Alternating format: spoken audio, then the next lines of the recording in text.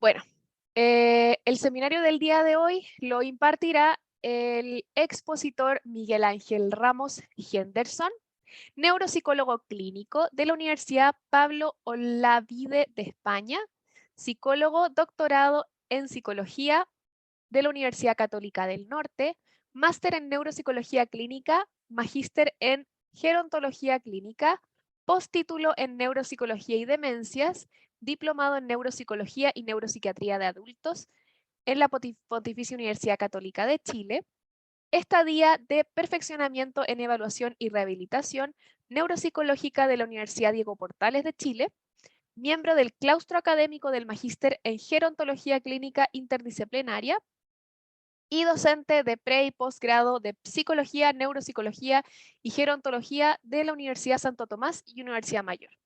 Sin nada más que agregar, le damos el paso a Miguel Ángel para que inicie la exposición del día de hoy. Adelante, Miguel Ángel. Hola, ¿qué tal? Buenas noches a todos y a todas. Eh, Muchísimas gracias por su asistencia, ¿no? Por su interés en estos temas que son mi pasión. Yo encantado de compartir esta información que pretendo darle un tono más bien reflexivo. Me gusta mucho hablar de cosas que se hablan poco, sobre los temas que competen a mi profesión y mi especialidad. Dicho esto, una aclaración importante. Yo soy doctorando, aún me estoy doctorando, estoy en proceso de doctorarme, neuropsicólogo clínico, pero doctorándome, aún no soy doctor, así que esa corrección es importante, ¿vale? Y como bien decía entonces María Jesús, voy a hablar de este tema, ¿no? El uso de test cognitivos breves y varias consideraciones clínicas, neuropsicológicas y psicométricas. Bueno, ¿y por qué me interesa hablar de este tema? Eh, Como bien decía María Jesús, ¿cierto? Yo pertenezco al Centro de Investigación en Gerontología Aplicada de la Universidad Santo Tomás de Chile, en donde soy parte del claustro de este magíster en gerontología clínica que ha transitado una modalidad virtual y tiene un convenio con doble grado con la Universidad de Granada. ¿Ok? Eso es importante también mencionarlo. Ahora, respecto de por qué me interesé en este tema, bueno, resulta que un autor, Lang, publicó una cifra bastante preocupante que tiene que ver con que en el contexto de la detección de las demencias, del deterioro cognitivo, pues siempre se ha sabido que es difícil detectarlas, ¿no? Pero verlo en cifras es bastante preocupante. Cerca de un 61,7% de no detección. Es decir, ese es el número que me asombró respecto de la dificultad en cuanto a detectar la demencia. Bien, ahora, si nos vamos a las mejores regiones del mundo donde se hace mejor detección, estamos hablando que este error diagnóstico es del 47%, como es el caso de Reino Unido, pero en países asiáticos, en regiones de Asia, donde existe un nivel de ingreso económico bajo, ese nivel de no detección puede llegar al 90%, ¿vale? Respecto a América Latina, no hay datos, ¿no? Como es una constante, a veces como siempre hay poca investigación sobre estos temas y bueno, no hay datos, ¿no? Pero aún así, este número nos hace pensar en varias cosas. Por ejemplo, que el tema de la detección de la demencia y el deterioro cognitivo no es algo sencillo. No es algo sencillo. Bien. Cuando en Chile se le preguntan a los profesionales respecto de su nivel de percepción de conocimiento, los profesionales no tienen problemas en responder de que no se sienten preparados, sobre todo los psicólogos, inclusive los médicos generales. Ellos reportan no sentirse preparados. Y si uno reflexiona respecto de la formación de pregrado, uno va a encontrar que efectivamente estos temas se tratan muy poco en la formación de pregrado. Por lo tanto, esa ya es una desventaja. Y es una de las variables que inciden en esto. Es importante corregir esto considerando que se proyecta que para el 2050 los países de bajo ingreso tripliquen su prevalencia de demencia. Bien, entonces se va a necesitar mayor capacidad de detección, porque la detección precoz permite intervenir también de manera oportuna. Algunos de los factores que inciden en esta no detección: los pacientes más jóvenes son más difíciles de detectar. En América Latina la demencia aparece en edades más jóvenes respecto de cuando se compara con Europa. Bien, también el bajo nivel educativo de las personas que se evalúan. Eso sí que es un gran problema. Por ejemplo, en Chile, el promedio de educación de las personas mayores de 60 es de 10 años. y existe aún un 8% de analfabetismo, y en sectores rurales de Chile este alcanza el 14%. Esas personas son las que tienen más riesgo de desarrollar demencia y a la vez son las más difíciles de detectar. Por lo tanto, ahí hay un tremendo desafío. Y aquí el tema de los test cognitivos es relevante, porque los test cognitivos tienen también muchas limitaciones y existe una suerte de sobrevaloración de los tests. Somos una cultura muy psicométrica, muy de obtener puntajes de corte, y a veces se confunden los colegas, ¿no? Y tratan de homologar esta puntuación a un diagnóstico. Y los diagnósticos, en todos los casos, son clínicos, no son puntajes de test. Por lo tanto, confiarse de los test es un error y de alguna manera contribuye a comprender este 61.7%. Otro tema importante es el desconocimiento de aspectos clínicos. La semiología, cómo se manifiesta el deterioro cognitivo no desde el punto de vista del rendimiento en los tests, sino cómo se manifiesta clínicamente en la vida real, en errores. Hay ciertos errores que son clínicamente significativos y hay otros que no tienen significancia clínica. La pregunta es, ¿sabemos diferenciar esos errores? ¿Prestamos atención a esos errores cuando estamos evaluando? La mayoría de los casos se tiende a confiar en la puntuación de los tests y eso también es una tremenda, tremenda limitación. Otros también no aplican test cognitivos. La no aplicación de test cognitivos breves también incrementa esta no detección. Sepan ustedes que en países como Reino Unido, la aplicación de tamizajes o de test breves en los niveles primarios de atención disminuyó considerablemente el gasto asociado a salud, a hospitalizaciones y al manejo de la demencia. Efectivamente, detectar precozmente, hacer una buena evaluación, un buen proceso de detección, tiene un impacto económico y también sanitario importante. La poca experiencia, el poco nivel de formación del evaluador y el nivel educativo bajo de quienes evaluamos son otros factores que contribuyen. ¿Pero qué son los test cognitivos breves? Bueno, los test cognitivos breves son herramientas de uso habitual en la práctica clínica. Están pensados para que sea aplicable por cualquier profesional de la salud sin formación especializada. Deben ser fáciles de corregir y aplicarse en un periodo breve de tiempo. Idealmente deberían abarcar varios dominios cognitivos, considerando que el deterioro cognitivo se manifiesta de manera muy heterogénea. Por mucho tiempo se pensó que la memoria episódica siempre estaba afectada, pero no es así. Hoy día sabemos que, de acuerdo a los distintos tipos de etiología del daño cerebral neurodegenerativo, por ejemplo, la clínica del deterioro cognitivo puede ser muy diversa. Puede iniciar por conducta, por lenguaje, por cognición social, por apraxia, por amnesia, ¿no? En el caso del Alzheimer. Entonces, estos test cognitivos breves deben ser capaces de abarcar varios dominios en poco tiempo y ser fáciles de corregir. Y es importante tener esta consideración porque los test cognitivos breves, al ser tan sencillos, no podemos caer en el reduccionismo de que algo tan sencillo puede abarcar algo tan complejo, como es el diagnóstico del deterioro cognitivo. Por lo tanto, no podemos hacer recaer todo el peso del diagnóstico en algo tan sencillo como un test cognitivo breve. Pero si ustedes tienen una visión crítica de esto, y además tienen otros elementos como el manejo clínico, la semiología y el conocimiento de los errores que son clínicamente significativos, además de los modelos neuropsicológicos subyacentes que explican los procesos cognitivos que están involucrados en una tarea cognitiva, eso puede contribuir bastante en que una herramienta sencilla, de aplicación breve, pueda ser más precisa al punto de vista diagnóstico. Todos esos elementos tienden a desconsiderarse. Ahora, los test cognitivos breves también deberían no estar influidos por variables sociodemográficas, como el nivel educativo, la escolaridad. Sin embargo, en la región, en América Latina, esto tiende a ser siempre un problema. Hay escasos estudios de validación, la mayoría se realizan en contextos rurales, en personas con una escolaridad de 10 años para arriba, y entonces hay un grueso de la población que no es abordada, que no es considerada en esa validación, inclusive a veces es excluida, ¿vale? Entonces, tenemos que ir pensando que eso es una limitación del test.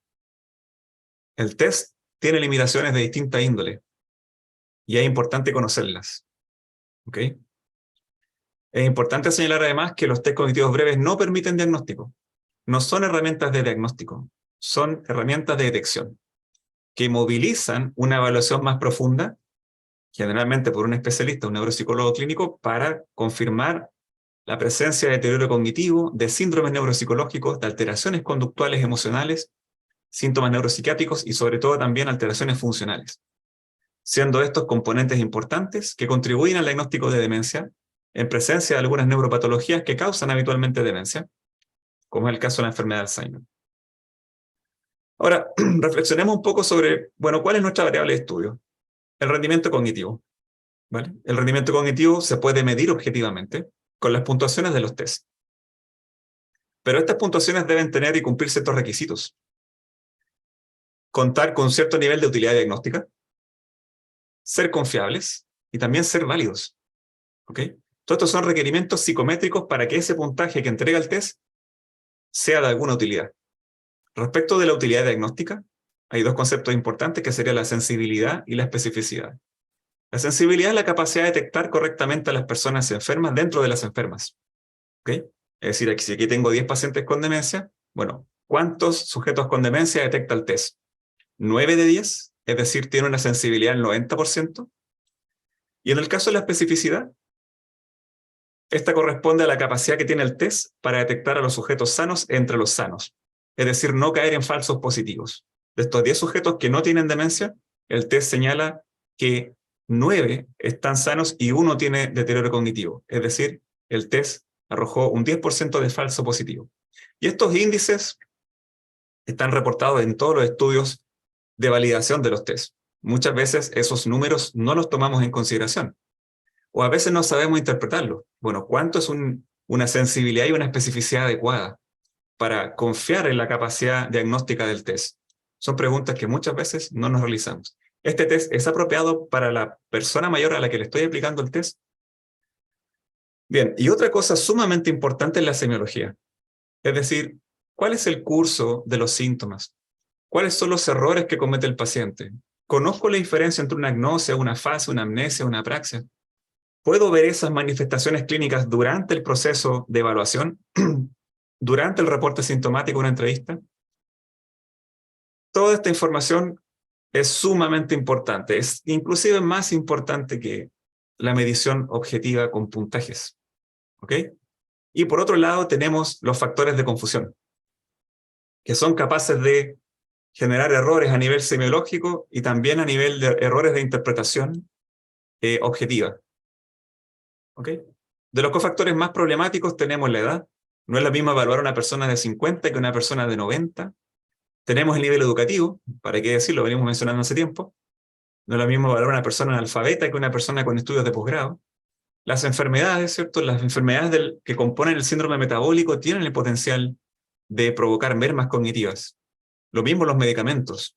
¿Sí? Hay medicamentos que por sí solo pueden provocar fallas de memoria, como los medicamentos anticolinérgicos, por ejemplo, las benzodiazepinas. ¿Ya? Hay un reporte, los criterios Beers.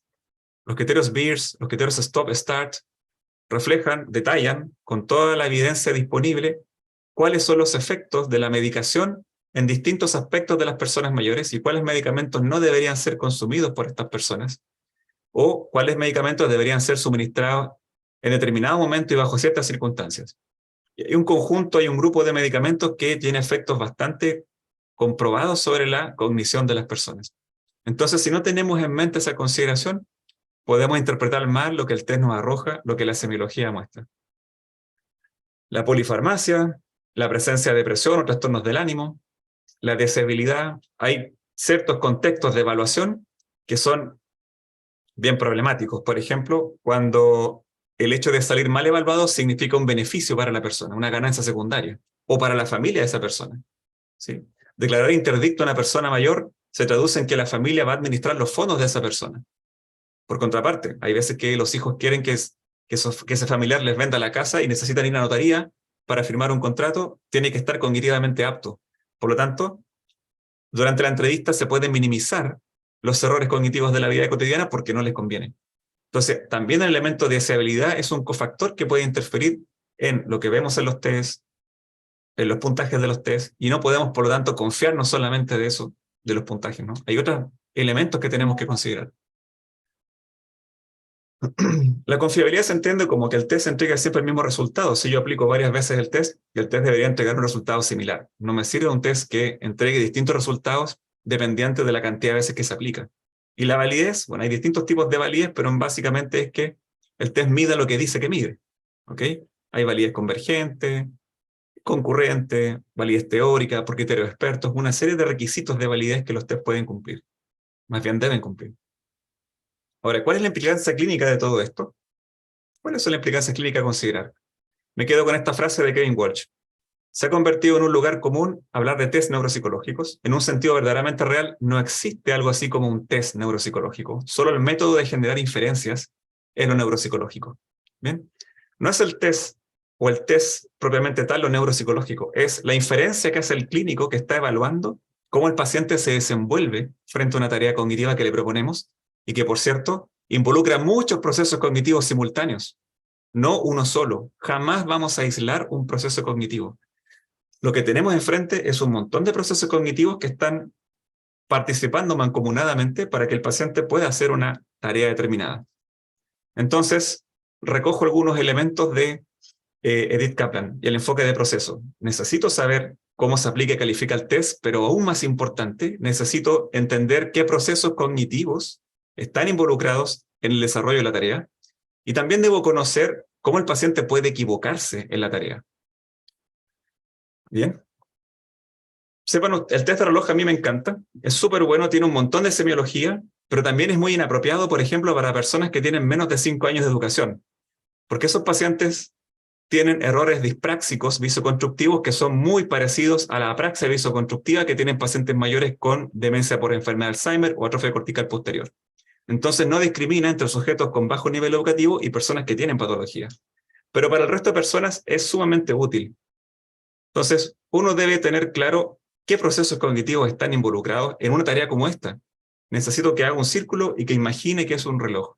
Haga todos los números y con las manillas indique las 11:10. Aquí hay un sinnúmero de procesos que están involucrados. El paciente debe estar alerta y vigil, debe tener la atención selectiva para enfocarse en los estímulos que son importantes, debe mantenerse sostenido hasta el final de la tarea, debe analizar espacialmente la figura, ¿cierto? El reloj que tiene seguramente en su almacén, ¿verdad? Puede revisar en su memoria y tener la representación del reloj y debe analizarlo espacialmente. También hay figuras geométricas que están involucradas en el dibujo, que deben ser enviadas a las zonas motoras y a las zonas prefrontales. ¿Para qué? Para planificar una estrategia y para que este dibujo quede simétrico, y también para que se transforme en un dibujo. ¿Bien? Entonces hay que hacer transferencia a las cortezas premotoras y a las cortezas motoras, ¿no? Luego, durante la ejecución, hay distintas formas de hacer el test, y hay algunas que son mejores que otras, en donde yo puedo entonces evaluar cómo planifica el sujeto.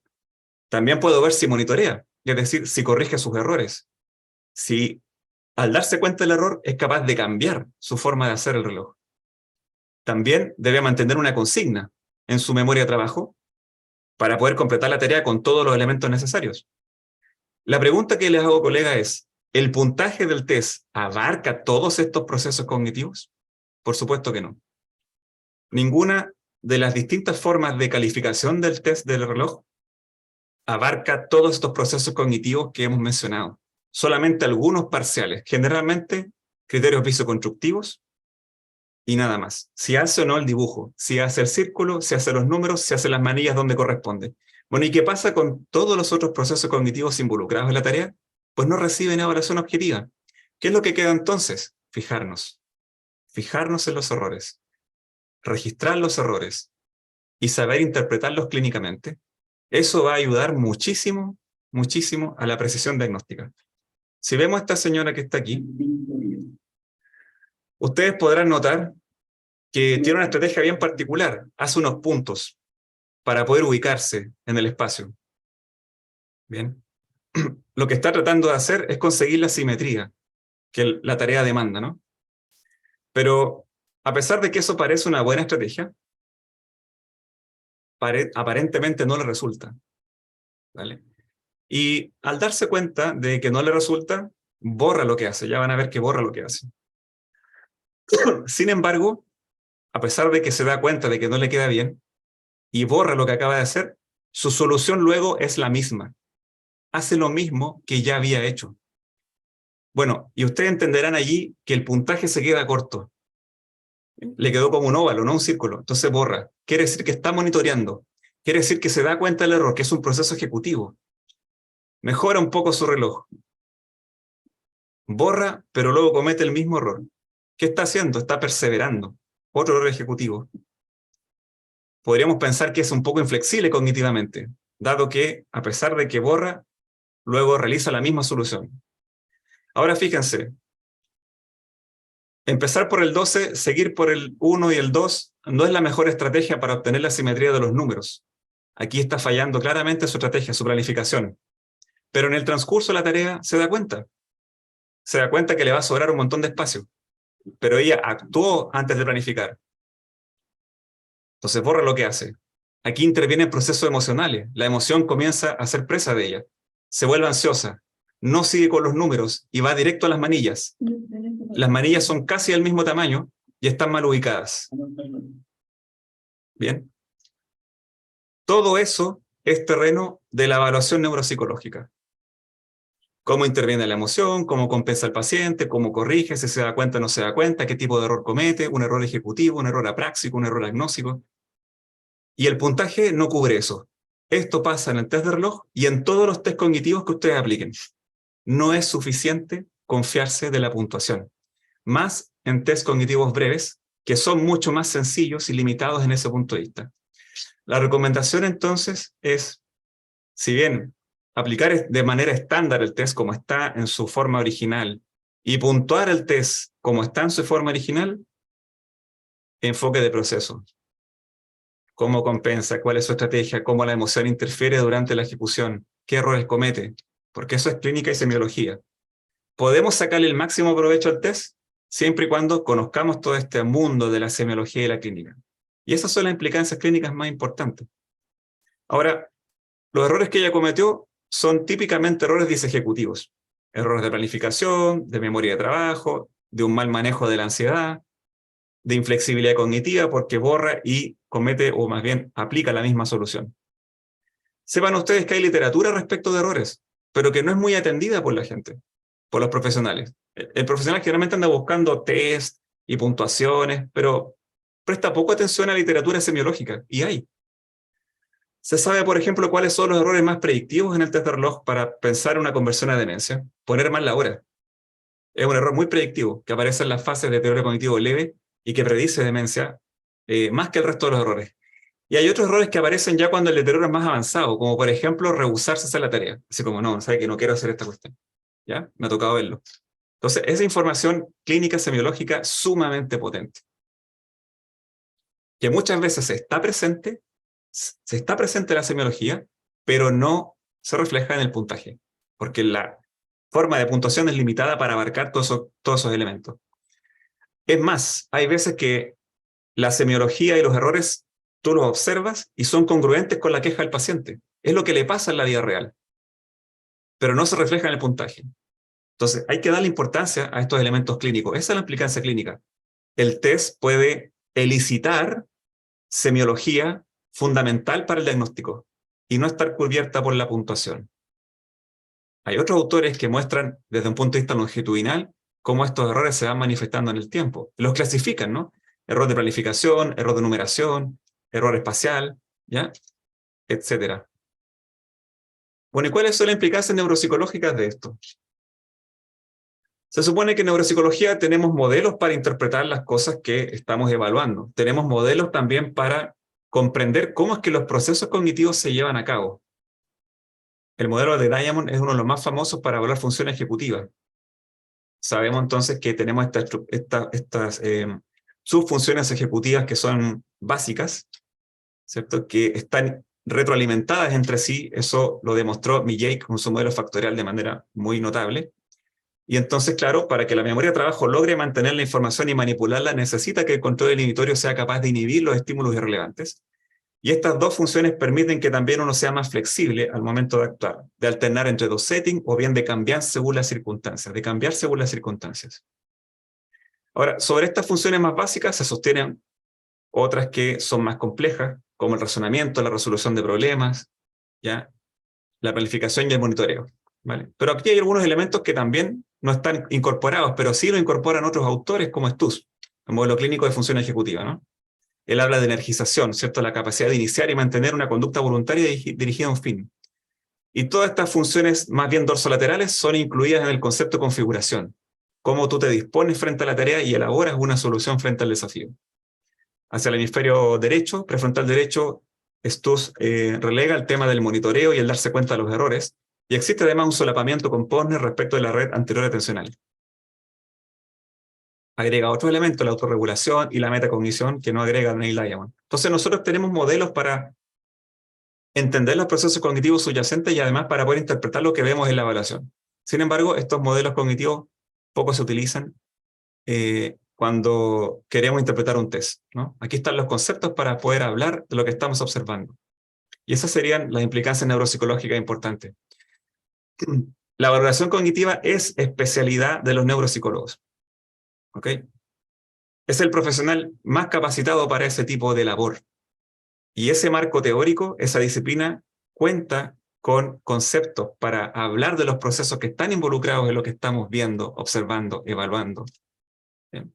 La pregunta es, ¿la puntuación del test de reloj cubre o se basa en alguno de estos componentes? No. Pareciera que las puntuaciones de los tests no están conversando con los modelos teóricos desde los cuales se supone son diseñados los tests. Pareciera una suerte de eclipse psicométrico que todo lo abarca, todo lo cubre y deja fuera estos elementos sumamente importantes. Entonces son consideraciones que hay que tener en mente para tener una relación no idealizada con nuestras herramientas de evaluación. Pues no lo cubre. ¿Y cuál sería la implicancia psicométrica? Y con esto voy terminando para estar atento a sus preguntas. Bueno, en Chile hay varios test cognitivos breves. Hay varias revisiones sistemáticas y metaanálisis que abarcan o que analizan las propiedades psicométricas de estos tests. Y pues ya sabemos que hay escasos test cognitivos breves. En promedio, los sujetos donde se valían estos tests tienen 10 años de educación o más, lo cual es limitado porque las personas que están más en riesgo están justamente en el segmento de escolaridad más bajo, de los 0 a los 5. Entonces, hay escaso nivel de validación de test en sujetos entre los 0 y 5 años, y eso es una gran limitante. Utilizan tareas de lectura, escritura, cálculo u orden alfabético, que resultan inapropiados para una gran cantidad de sujetos que evaluamos cotidianamente. Solo evalúan algún dominio cognitivo específico y excluyen otros, como en el caso del FAB o el Ineco Frontal Screening, que solo se aboca a la función ejecutiva. En el caso del Eurotest, solo evalúa el manejo financiero. Bien, hay otros tests, bueno, la mayoría de los tests no reporta efecto suelo ni efecto techo, es decir, no sabemos cuántos sujetos del grupo control es capaz de realizar el test, cuántos sujetos tienen el puntaje máximo y cuántos sujetos tienen puntaje mínimo. Eso nos daría una idea de qué tan difícil es el test para sujetos cognitivamente sanos, por ejemplo. Algunos, la gran mayoría, cuenta solo con estudios de validación fase 1, es decir, diferenciar sujetos sanos de personas con demencia o de deterioro cognitivo leve. Pero no hay estudios de normalización, salvo el MOCA, que en Chile cuenta con un estudio de normalización entre los 18 a los 90 años con puntajes ajustados por edad y nivel educativo. Eso lo posiciona psicométricamente por sobre sus pares. Pero también tiene serias limitaciones. Es un test de alta carga ejecutiva y que requiere bastante escolaridad. Gran parte de la varianza se explica por el nivel educativo de las personas y también tiene efecto suelo en sujetos que tienen poco nivel de estudio o que se desenvuelven en contextos rurales, por ejemplo. Bien, entonces lo que ya les decía, ¿no? Un porcentaje importante de la varianza se explica por nivel educativo. Su aplicación a veces toma tiempo excesivo. En el caso del Adamsbrook, del AC3 y de todos los ACE, ACR, toma sobre los 20 minutos, a veces media hora, y eso es excesivo para un test cognitivo breve. ¿Okay? Las tareas de lápiz y papel hace rato que ya vienen contraindicadas. Idealmente los test deberían ir evolucionando al abandono de este tipo de exigencias de lápiz y papel, sobre todo en personas con bajo nivel educativo. ¿Bien?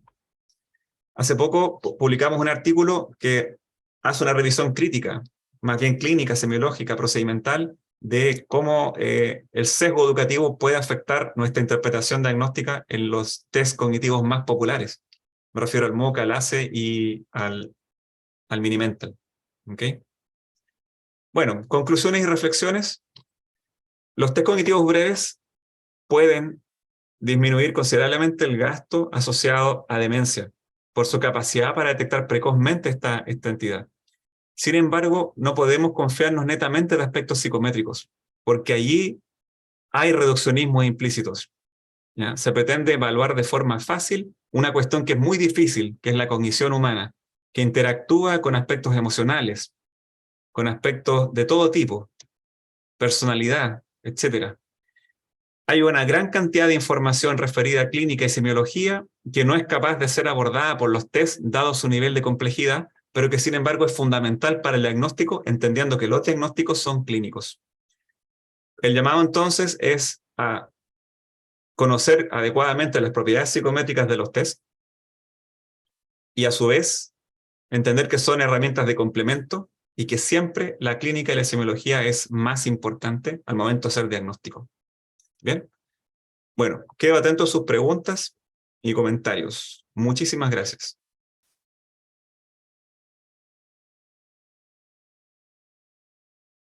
Muchas gracias, Miguel Ángel. Ujú. Vamos a ver si es que alguien tiene preguntas. Vayan levantando sus manitos para ver a quiénes vamos cediendo el micrófono.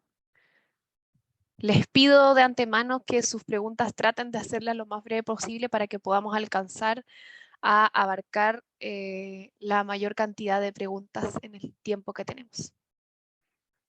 Vamos con Matías Muñoz. Hola, quería preguntar acerca de alguna solución al problema de que no exista como, no sé si estudios en cuanto a utilidad diagnóstica, pero algo que evidencie que se están como detectando erróneamente. Sí, bueno, hay investigación al respecto. El tema de la subdetección es un tremendo problema, ¿ya? Por lo tanto, si bien existen muchas herramientas de tamizaje cognitivo, muchas pruebas breves, claro, a pesar de que existe gran cantidad, no se resuelve el problema. Entonces, la variable de la detección adecuada pasa por otros elementos, ¿ya? Entonces, existe, por ejemplo, líneas de investigación relacionadas con el diseño de test cognitivos nuevos, que justamente resuelvan estos problemas. Sin ir más lejos, yo estoy probando un test que acabo de diseñar, que lo estoy probando en personas con muy bajito nivel educativo. Una parte de ese test ya está publicado, que es el TELE, o sea, el Test Ejecutivo Libre de Educación, ¿vale? Test Ejecutivo Libre de Educación. Esos son resultados preliminares, que es un test que está basado en un modelo, que es un modelo, el modelo del paradigma Stroop, y sobre ese modelo del paradigma Stroop se diseña una tarea inhibitoria, de control inhibitorio, que no requiere de lectura, por ejemplo, ni tampoco de discriminar colores que se parecen. El test Stroop es el gold estándar para evaluar control inhibitorio. Sin embargo, el color verde y el color azul de las letras tiende a confundirse en las personas mayores y además requiere lectura. Por lo tanto, no resulta apropiado para una gran cantidad de personas. Entonces, hay líneas de investigación en el diseño de nuevos tests. También se están incorporando análisis más complejos. Habitualmente los tests se validan, estos tests cognitivos breves, se validan solo a partir de comparar grupo control con un grupo con deterioro cognitivo y otro grupo con demencia. Y se utilizan las famosas curvas ROC para obtener la utilidad diagnóstica, la sensibilidad, especificidad y un punto corte. Pero muchas veces no se hacen análisis de covarianza respecto de cómo la edad y la educación influye en ese desempeño. Entonces ahora se están incorporando análisis de regresiones más complejos. Inclusive me ha tocado participar con el grupo donde me estoy doctorando, que ellos están utilizando la teoría de respuesta al ítem, que es otro enfoque en psicometría, ya abandonando el paradigma de la teoría clásica de los test, que asume erróneamente que la varianza se comporta de manera homogénea en todos los ítems. La teoría de respuesta al ítem analiza ítem por ítem y su comportamiento predictivo frente al deterioro, frente a la condición. Entonces son análisis estadísticos mucho más refinados que sin duda van a ir corrigiendo este problema del punto de vista psicométrico. Ahora, podrá estar la IA y podrá estar los análisis estadísticos más refinados, pero tengo la fe, tengo la fe de que eso no va a estar nunca por encima de un ojo clínico bien entrenado, ¿ya? De un ojo clínico que ponga atención a aspectos semiológicos. Tampoco le podemos pedir mucho a los test porque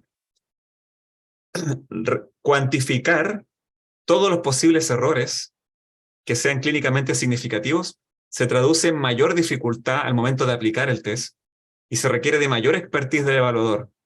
Y eso también hace más difícil conseguir esos profesionales, ¿vale? Y el problema es grande porque digamos que la avalancha de demencia va creciendo rápidamente y entonces se necesita detectar rápidamente. Entonces hay que lograr un equilibrio entre el conocimiento clínico, el psicométrico y resolver las limitaciones que los test tienen, y en eso hay investigación. ¿Ya? Hay investigación. Bien, veo muchas manos levantadas. María Sí, Jesús, te lo dejo a ti. sí, no te preocupes. Preguntaban en el chat si se puede sacar la compartida de pantalla para Sí, poder claro que sí. verte en grande. Súper. Ahora sí. Ya. Vamos entonces, muchas gracias Matías. Vamos con Elizabeth Gómez.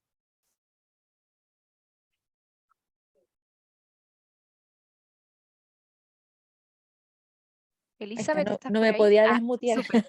Sí. Ya, mira, veo de repente de que hay muchos adultos mayores Ujú. que hacia el anochecer están con una confusión muy importante. Mm. Entonces, claramente, clínicamente, eso se debe considerar en el proceso de evaluación, pero ¿cómo afecta esto en la administración de las pruebas o test que se le puedan ir aplicando al adulto mayor en cuanto a la efectividad de- del tamizaje que se esté haciendo? Mm. Eh, no sé si me explico. Sí, claro. Creo entender. Ahí tú me corriges. Desactivé tu cámara sin querer, Miguel Ah, Ángel. No sé si la ok. puedes volver a activar. Ahora sí. Listo. Ahí sí, Sí, súper. creo entender la pregunta, ¿ya? Efectivamente hay varias condiciones en las que es mejor no evaluar, ¿ya? Por ejemplo, ¿cuándo se justifica una evaluación cognitiva? O sea, el paciente debe estar con un nivel de conciencia vigil, ¿vale? Si tiene un compromiso de conciencia, no es para nada recomendable, porque aquí los fanáticos de la neuropsicología entenderán, como bien decía Luria, que cuando la primera unidad funcional está comprometida, todo el resto de unidades más complejas también se afecta. Por lo tanto, evaluar a un paciente con compromiso de conciencia no es para nada recomendable, no se debe hacer. Y luego, pensando en la persona que padece este problema, hay que preguntarse qué está causando esa confusión, que según lo que yo escuché, pareciera instalarse de forma aguda, repentina y sin aparente causa, ¿ya? Y eso puede ser signo de un delirium, por ejemplo. Y las causas de delirium en personas mayores pueden ser múltiples, los medicamentos, una infección urinaria, ¿ya? Y en esos casos, digamos, al haber compromiso de conciencia agudo, la evaluación cognitiva la verdad es que debe postergarse. No puede evaluarse cognitivamente una persona si tiene compromiso de conciencia primario. ¿Ok? Eso nomás. Súper. Muchas gracias, Elizabeth, por tu pregunta. Vamos con Ángela Escobar. Aquí estoy, ¿me escuchan? ¿Sí? Sí, te escuchamos. Hola, buenas tardes. Dentro de los test que Buenas usted tardes. incluyó al final de la presentación, Ujú. sale el Mini Mental y también el MOCA, pero ¿por qué razón no incluyó, no integró, por ejemplo, el Neuropsy? Ah, buena. Bueno, seguramente muchos test se me quedaron fuera, ¿ya? Muchísimos. O sea, la cantidad de test que existen es abismante y la cantidad de test de tamizaje también lo es. De hecho, hay algunos test que están diseñados exclusivamente para personas con bajo nivel educativo, ¿ya? Que aquí son muy poco conocidos. El Neuropsy yo lo conozco, lo apliqué bastante tiempo cuando comencé en este tema. Sin embargo, es un test que no tiene mucha publicación científica y ese es un criterio, lamentablemente, ¿no? Cuando un test deja de validarse, de participar, de ser visible a nivel científico, es como que pierde protagonismo. Entonces uno a nivel clínico aplica lo que más se aplica, es como un criterio basado en evidencia, ¿no? Ahora, si desmenuzamos el Neuropsy, es un test que yo diría que está al nivel del AC3. Como, es más que un tamizaje, es un poco más extenso, de hecho. Va a tomarte 25 minutos en un Neuropsy, ¿ya? En algunos países se usa bastante, ¿sí? Tiene algunas áreas que están subconsideradas, como por ejemplo la función ejecutiva, que es una función muy compleja, que tiene muchos subdominios, se abarca de manera no tan gruesa como otros componentes como el lenguaje o la memoria episódica, ¿ya? Entonces, por su extensión, por su escaso uso comparativamente con otros tamizajes, yo lo fui dejando de lado y aprovechando el tiempo en otros procedimientos de evaluación que son más específicos, que tienen mejores cualidades, que arrojan más clínica y que en el tiempo que me llevaría a aplicar una neurosis, pues resulta mucho más conveniente aplicar otros test. ¿Ya? Básicamente es por eso. ¿Ya? No digo que sea un mal test, pero sí que toma un tiempo excesivo considerando las limitaciones que tiene. ¿Ya? Entonces eso. Y bueno, hay otros test que no incluí, por ejemplo el fototest en esta revisión, que es un test muy breve, y justamente tiene evidencia respecto de que no está influido por el área de educación. Ujú. ¿Ya? Así que para personas con bajo nivel educativo se visualiza como muy apropiado. Nosotros publicamos un estudio de validación del fototest durante la pandemia, lo aplicamos por Zoom a personas del sur de Chile en contexto rural y se comportó sumamente bien. Así que también no la consideré, pero porque quería más bien hablar desde el punto de vista crítico. ¿Ya? El tema del fototest, que al ser tan breve, deja fuera muchas cosas. ¿Ya? Deja fuera muchos dominios importantes. Entonces, Ujú. por ahí va el criterio. Y la otra pregunta, yo hice un protocolo psicológico de evaluación neuropsicológica para pacientes refractarios sometidos a terapia electroconvulsiva. Ya.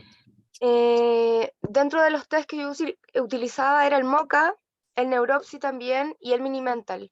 Pero Mm. dependiendo del grado de deterioro cognitivo que se hacía en 3 periodos, pre-TEC, octava sesión de TEC y post-TEC. Dependiendo del grado de deterioro cognitivo, antes de iniciar el TEC, elegía el tipo de evaluación que iba a realizar. Por ejemplo, entre MoCA o entre Minimental, que obviamente, según yo y el criterio que se utilizó, hay distintos grados de dificultad entre esos dos. ¿Cree usted que es realmente apto, ad hoc y apropiado, dependiendo del grado cognitivo de deterioro, la aplicación de ciertos test de tamizaje? Ok. Mire, cuando uno trabaja con población específica, el criterio generalmente es como hacer una revisión de la literatura de qué test son más apropiados. ¿Ya? Y también cuando uno selecciona los tests, tiene que evitar redundancias. Por ejemplo, veo que hay algunas tareas que son muy repetidas. Entre el Minimental, el MoCA y el Neuropsy, hay cuestiones bastante repetidas. Entonces ahí se te va el tiempo en aplicar procedimientos que son reiterativos. Y por otro lado, el Minimental, si bien es el test más utilizado, yo diría que viene en caída libre por distintas razones, por sus limitaciones psicométricas, viene en caída libre porque no abarca varios dominios, porque tiene efecto suelo en cierta población, porque su nivel de especificidad es muy bajo, Ujú. ¿ya? Y bueno, a la luz del Minimental, la moda es que los test nuevos vayan comparándose con el Minimental y vayan demostrando que son mejores que el Minimental. Entonces el Minimental la verdad es que viene en desuso, además que fue licenciado por Forstein, y en caso de hacer investigación, pues hay que pagar además por usar el Minimental. Entonces, por eso y por otras razones, el Minimental viene en caída libre. Y el MoCA cubre bastante bien y mejor las cosas que no cubre el Minimental. Así que, en tu caso, yo diría que el Minimental habría que sacarlo y utilizar otro test más apropiado para ese tipo de pacientes. Se me ocurre evaluar mejor, por ejemplo, la memoria episódica, con un Grover, con un Hopkins, pero ahí, como te digo, habría que hacer una revisión de la literatura para ver qué pruebas son más apropiadas y elegir un protocolo más idóneo. Por ejemplo, en la esclerosis múltiple, eso está súper estudiado. Tiene que haber una medida de velocidad de procesamiento. Y el Symbol Digimodalities, por ejemplo, es bastante apropiado para detectar esas alteraciones cognitivas de los pacientes con esclerosis múltiple. Y no podría estar ausente una medida de ese tipo porque la literatura muestra que ese dominio es el más afectado. ¿Ya? Así que eso, para elaborar protocolos hay que ver en la investigación cuáles son los test más idóneos y evitar redundancias para no gastar el tiempo. Muchas gracias. Listo. Gracias, Ángela. ¿Qué más? Muchas gracias, Miguel Ángel. Vamos con Carlos Rosales. Hola, buenas tardes. ¿Sí me escucha? Hola. Buenas Sí. tardes. Sí, te Ok, sí. escuchamos. Un saludo de México. Más que nada es una pregunta dudosa de uno que está aprendiendo, que es estudiante. ¿Sí? Me parece interesante que en la escuela no me enseñaron que esto que explicas tú sobre que solamente es una forma de detectar. O sea, ellos nos dicen que es un diagnóstico. Entonces me hizo pensar en el sentido de que si desde tu experiencia y de tu formación no se ha implementado como que un rubor de que se le enseñe a los alumnos como que una verdad, ¿no? Una fiabilidad para que dentro de su desarrollo no aprendan mal. O ya consideras tú que simplemente eso se aprende ya aparte, por ejemplo, con un diplomado o con otras cosas. Sí. Bueno, efectivamente hay harta información en distintas instancias de formación que no resulta apropiada, que a veces no está basada en evidencia, o bueno, pueden ser muchos factores los que influyen en lo que se declara en una clase, ¿ya? Yo he estado en seminarios con médicos, neurólogos, que han dicho cosas como, por ejemplo, que con un MoCA basta para hacer diagnóstico de deterioro cognitivo leve, lo cual es una tremenda aberración porque se sabe muy bien que los test cognitivos breves son muy poco sensibles en deterioros cognitivos leves y que considerando las distintas esferas de los dominios cognitivos que podrían estar potencialmente afectados, un tamizaje como ese no te abarca muchos dominios, por lo tanto, evidentemente es fuera de lugar. La recomendación entonces es siempre ir a las fuentes primarias. O sea, hacer formación más especializada sin duda que es una recomendación y también revisar artículos científicos donde se pongan a prueba estas cosas, donde se puedan responder esas preguntas y asistir a instancias también de formación. ¿Ya? Efectivamente, el 61.4% de no detección refleja que esto no es sencillo. ¿Ya? Esto no es para nada fácil. ¿Sí? Es difícil hacer detección de deterioro cognitivo, de alteraciones neuropsicológicas, ¿ya? Y esto pasa en todo el mundo, en todo el mundo resulta complejo. Por lo tanto, pensar que un tamizaje puede resolver esta gran complejidad es un error. Pero sí el mensaje del seminario es que con un tamizaje, conociendo su limitación, pero también conociendo de clínica y semiología, uno puede sacarle el máximo provecho. ¿Ya? ¿Para qué? Para guiar una evaluación más profunda, por ejemplo. O sea, el paciente se equivocó de esta forma durante la evaluación, lo cual sugiere que hay aquí una alteración disejecutiva primaria. Esta alteración disejecutiva primaria explica sistemáticamente sus problemas en la tarea de lenguaje, en el test de reloj, en la incapacidad para recordar de manera espontánea, pero que se compensa con las claves. O sea, hay un fallo primario que explica los problemas en todas las tareas. Las tareas que aplicamos a los tests no son reflejo de un proceso cognitivo. Siempre están varios procesos involucrados en todas las tareas, por lo tanto hay que identificar más bien los errores que te muestran cuál es el proceso que está alterado. Y eso es conocimiento clínico semiológico que jamás va a ser abordado por un puntaje porque es difícil ponerle puntaje a todas las posibles manifestaciones clínicas. ¿Ya? Así que va por ahí. Muchas gracias, Carlos, por tu pregunta y Miguel Ángel por tu respuesta. Quiero hacerte una pregunta que está en el chat que mucha gente está de acuerdo con hacer. Es, ¿qué evaluación neuropsicológica se puede aplicar a una persona mayor ciega? Excelente. Bien. Bueno, una de las formas alternativas del MoCA es el MoCA Blind. ¿Ya? El MoCA tradicional tiene una primera apartado que es el visoespacial ejecutivo, que se compone del Playmaking Test parte B abreviado, el dibujo del cubo y el reloj. ¿Vale? Luego le sigue memoria, nominación, fluidez verbal, orientación, abstracción, atención. ¿Ya? Entonces, tú puedes aplicar el MoCA Blind sacándole toda la parte visoespacial ejecutiva. Se llama así, MoCA Blind. Entonces, es un test que se puede aplicar a personas que son ciegas y también se puede aplicar por teléfono. Nosotros hicimos un estudio a nivel latinoamericano con 10 países de América Latina durante la pandemia y todo por teléfono y evaluamos a 5.500 personas por teléfono con la versión blind del MoCA. No necesitaba input visual la persona. ¿Ya? Ahora, la pregunta también es buena y me permite explicar lo siguiente. La evaluación neuropsicológica lo que busca es lograr explicar cuáles son los efectos en la vida cotidiana del paciente tras un daño cerebral de cualquier etiología, traumática, vascular, infecciosa, neurodegenerativa, autoinmune, postquimio, tumoral, ¿ya? Y yo puedo recurrir a varios elementos para responder esa pregunta. Los test son un elemento más, ¿sí? Y los test también son sumamente limitados. en algunos casos. ¿Qué pasa si tengo una persona con hipoacusia severa? Hay un montón de test que no voy a poder aplicar. Ahora está saliendo el MOCA para personas con hipoacusia, pero más allá de eso, mi misión no es aplicar el test de manera estándar. Mi misión es al final de la evaluación encontrar cuáles son los defectos primarios y secundarios que explican las dificultades que tiene el paciente en la vida real. Y los test pueden ser un medio, pero mi conocimiento sobre neuropsicología es lo que me va a dar la respuesta. Entonces yo puedo diseñar procedimientos endométricos para ver los procesos mentales en acción, por ejemplo, en una tarea de la vida cotidiana. Puedo adaptar los tests. Lo que hago con los pacientes con hipoacusia es aplicarlo en una pantalla. Voy escribiendo las instrucciones y me puedo demorar muchas sesiones. Pero voy a saltarme la limitación del paciente para poder llegar al fondo. Necesito entender los procesos mentales subyacentes a pesar de la limitación sensitiva que el paciente puede tener. ¿Vale?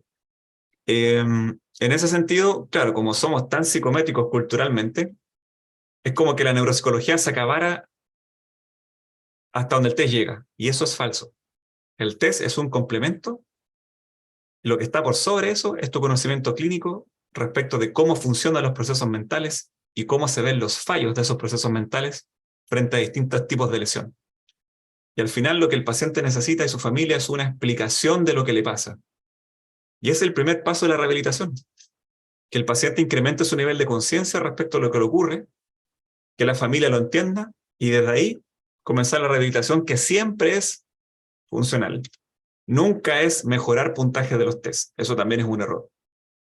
Vamos a entender lo que pasa a una persona que tuvo daño cerebral.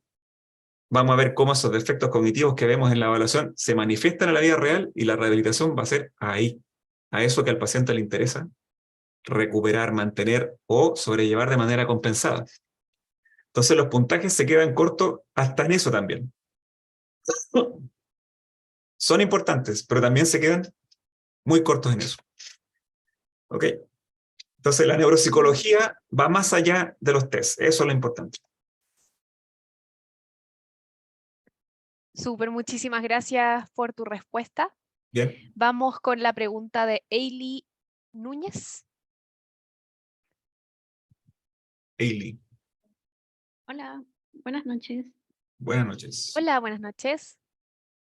Lo que yo quería preguntar era que mencionó al principio el tema de cómo el tema de la edad igual es bastante influyente en el tema de que es mucho más difícil detectar, por ejemplo, en personas más jóvenes.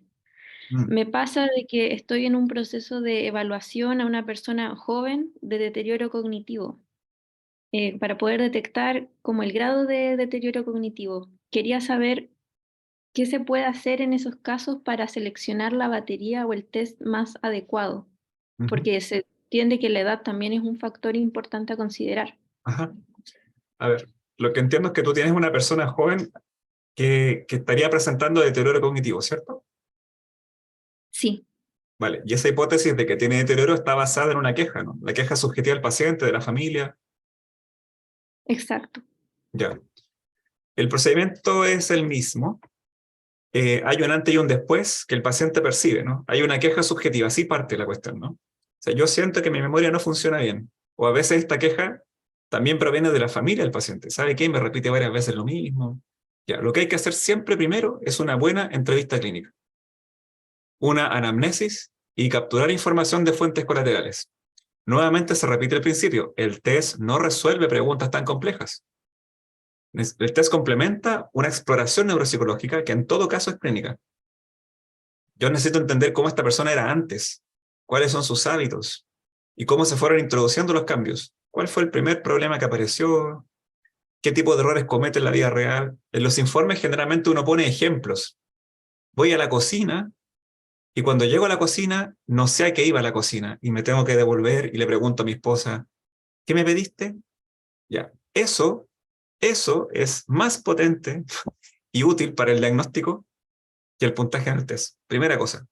Eso te está mostrando que el proceso cognitivo involucrado allí es la memoria de trabajo. ¿Vale? Entonces yo con esa información levanto una hipótesis y digo, bueno, si yo sospecho que clínicamente el problema está en la memoria de trabajo, voy a seleccionar una batería, un test, algo que me permita poner a prueba la memoria de trabajo.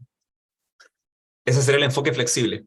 Yo elijo el procedimiento que me permite confirmar una hipótesis. Una evaluación neuropsicológica, en todo caso, siempre es un proceso científico, basado en hipótesis, que elabora un experto que sabe sobre procesos mentales, puede elaborar hipótesis fundadas en la literatura, en la teoría de su disciplina, para seleccionar los procedimientos más adecuados.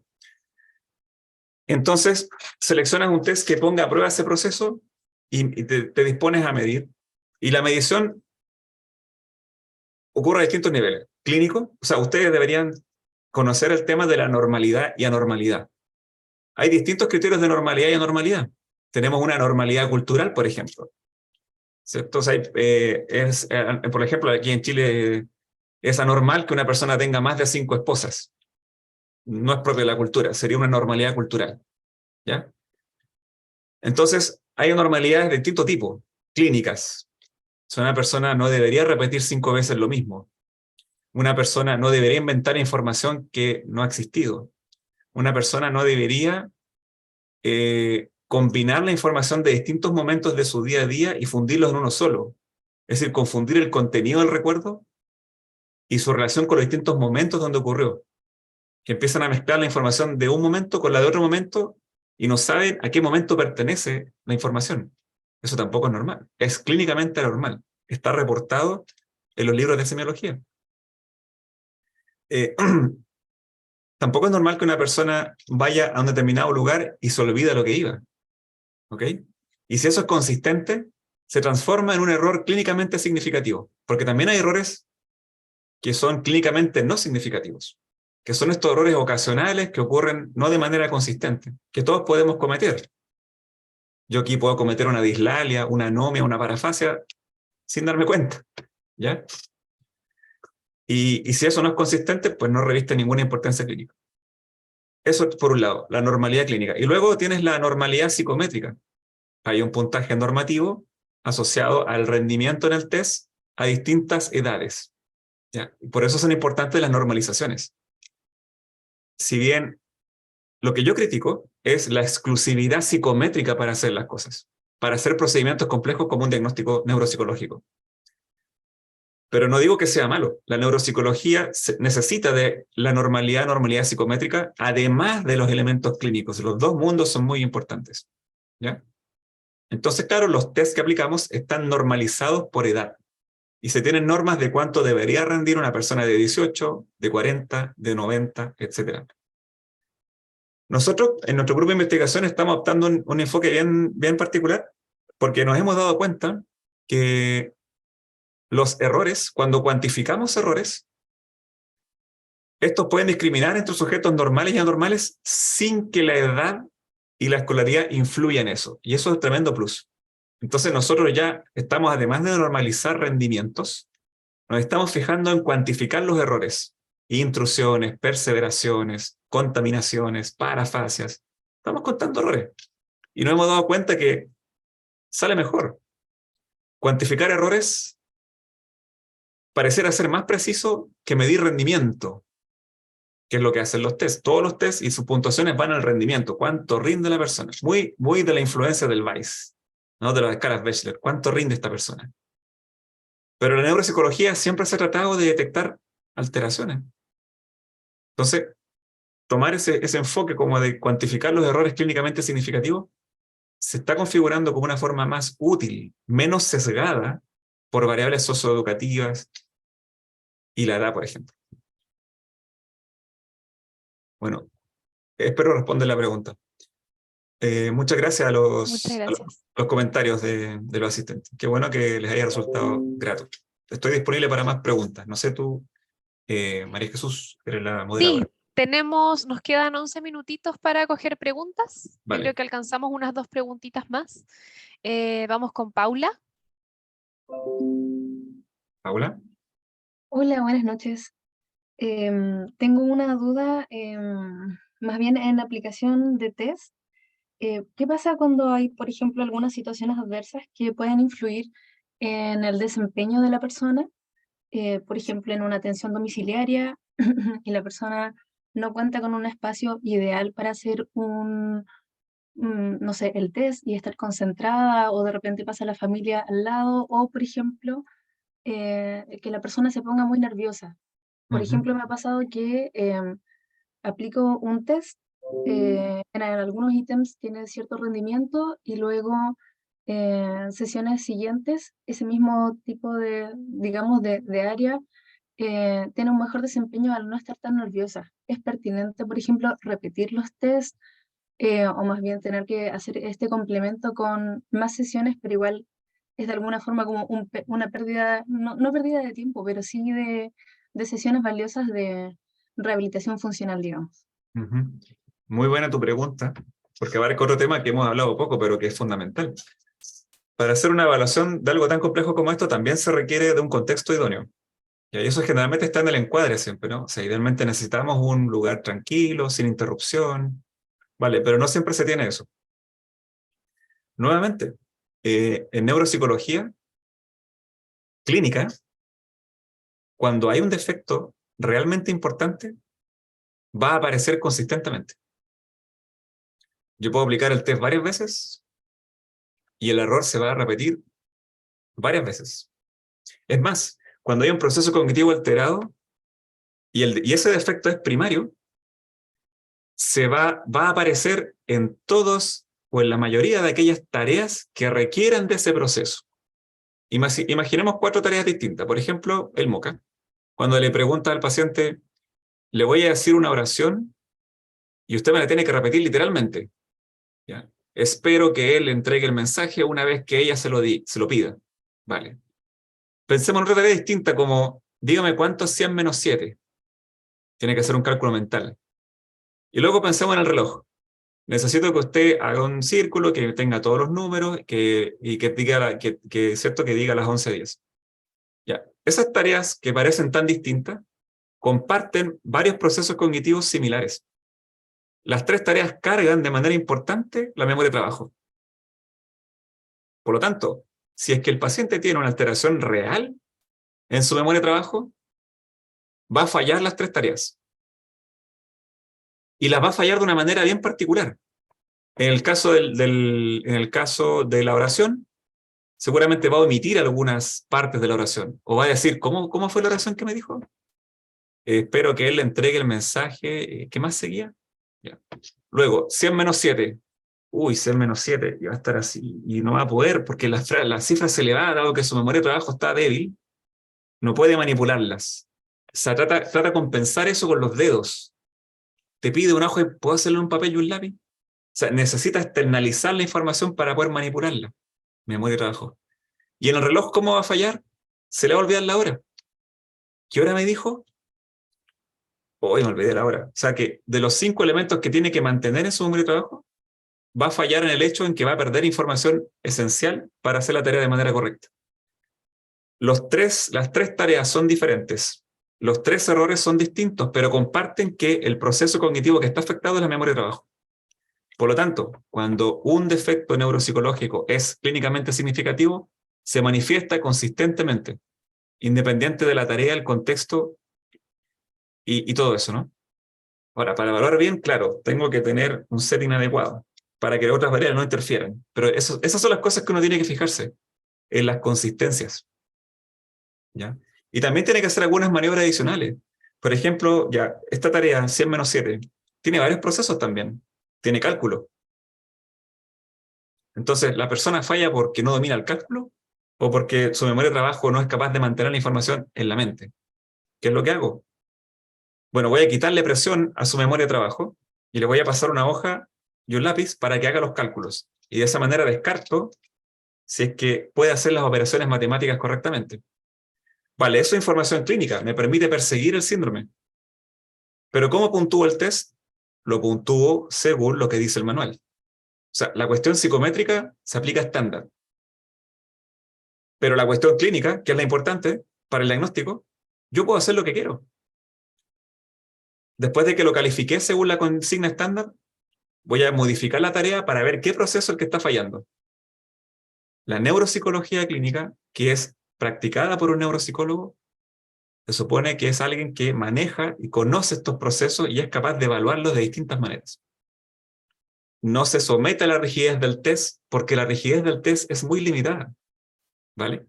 Así que si hay un síndrome efectivamente presente, va a aparecer consistentemente, ¿ya?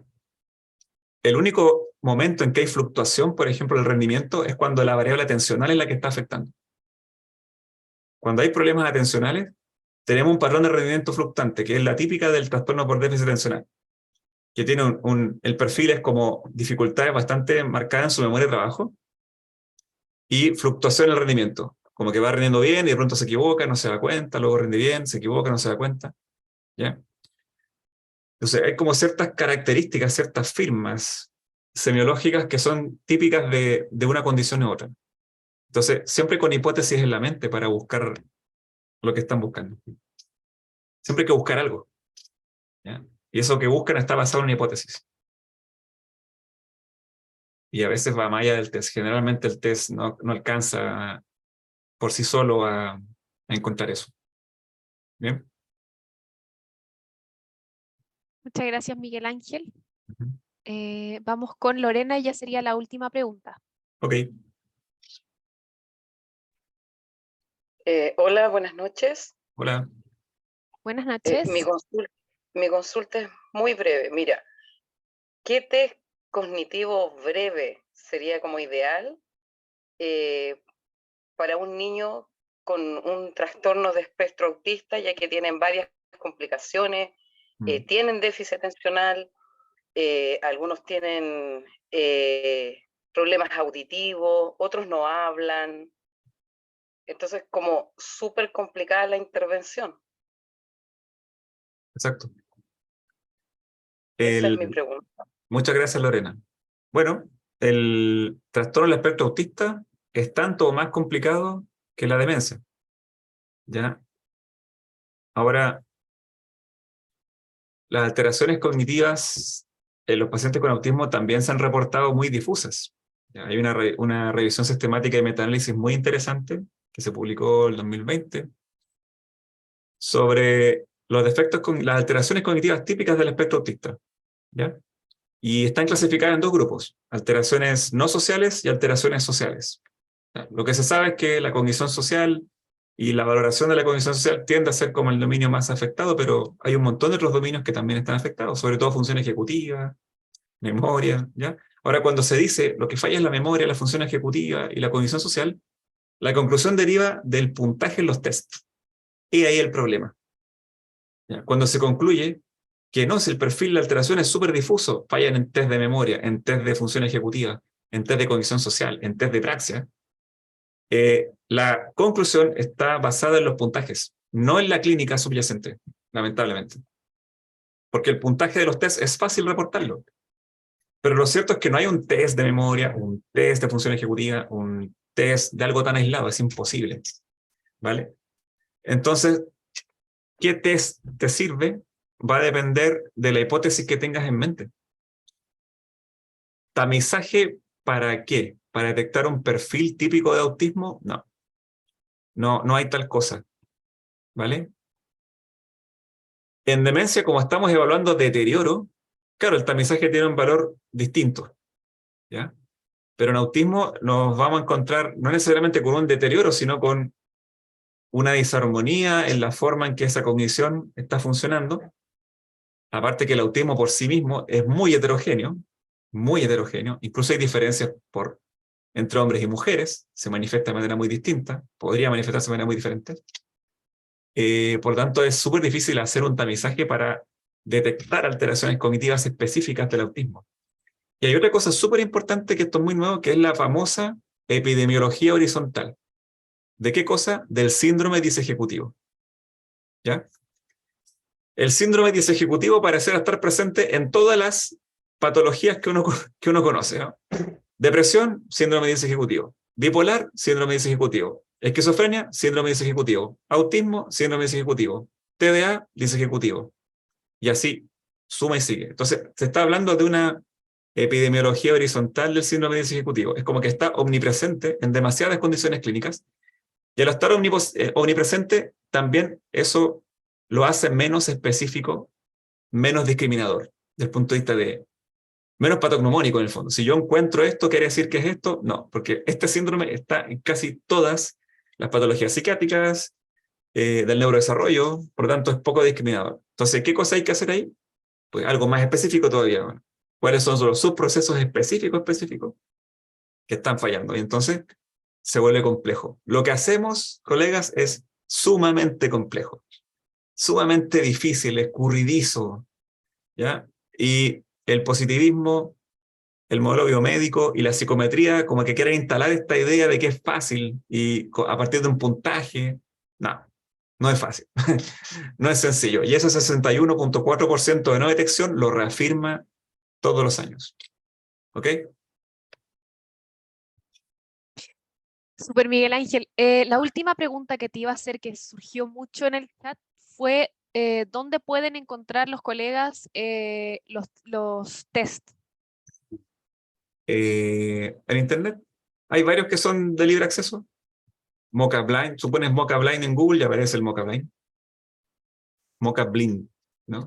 La mayoría está en Internet. Hay algunos que están más protegidos, otros que se accede por medios poco convencionales, por así llamarlo, y otros que también se pueden comprar, ¿vale? Y también cuando uno hace procesos de formación o estancias o prácticas, generalmente ahí uno se queda con muchos tests. ¿Ya? Así que más o menos esos son los canales. Venta directa o por internet algunos que están disponibles. ¿Ya? Así que pues yo puedo compartir algunos que tengo, así que no sé, se podrá compartir material. Se lo puedo mandar a María Jesús, algunos de los que se pueden compartir, digamos. Así que Sí, de todas maneras. Y por supuesto invitarlo a los cursos de DIPA, ¿no? Que me toca dictar sobre el MOCA, por ejemplo. Ojo con el MOCA, que el MOCA está licenciado por Nasruddin y hay que hacer el curso con Nasruddin, ¿ya? En la página oficial del MOCA. El curso que yo hago es un complemento clínico neuropsicológico al MOCA. Es como cómo sacarle el máximo provecho desde el punto de vista neuropsicológico al MOCA, ¿vale? Pero no reemplaza la certificación de Nasruddin, hay que hacerla, ¿ya? Por ejemplo, son como trámites que hay que hacer, ¿ya? Pero así hay un montón de test que no tienen ese requerimiento y que seguramente en el futuro pues, los vamos a ir ofertando por aquí también, ¿ok? Algo que preguntaron también recién es si es que tienes alguna red social o algo donde puedan encontrarte, ver tips o algún lugar de contacto en caso de tener cualquier duda o que quieran pedirte una consulta. Todavía no tengo eso porque necesitaría como un día de 40 horas, pero el mail que está en el chat podría ser un canal, ¿cierto?, de comunicación, ¿vale? Para que ustedes puedan escribirme directamente y en la medida de lo posible voy respondiendo y enviándoles cosas que yo pueda compartirles. Ningún problema. ¿Ya? Perfecto. Entonces, para cerrar, no sé si quieres dar algún mensaje, despedirte con algún con algún mensaje en especial. Bueno, hay que amar lo que uno hace. A mí me gusta mucho la neuropsicología. Ahora que me toca el rol de investigador y de doctorando, tengo una relación más de crítica a esta disciplina que amo, pero me gusta ver los puntos flacos y las fracturas y reflexionar sobre esas fracturas y comunicar esta información.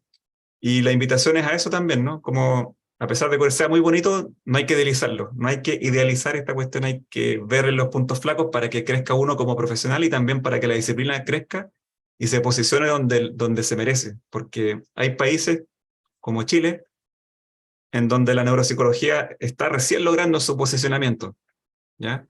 En donde se está recién reconociendo su tremendo aporte, ¿ya? Y las disciplinas se posicionan de esa forma en la medida que somos críticos también y vamos mejorando las falencias.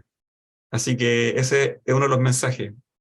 Y lo otro es que ojalá nos sigamos viendo en los cursos por este medio, a mí me gusta mucho y voy a estar muy dispuesto a compartir las cosas que voy aprendiendo. Eso. Estén muy bien. Muchas gracias por su enorme participación, es tarde y todo, así que también la cantidad de preguntas refleja que estaban atentos, así que también lo agradezco.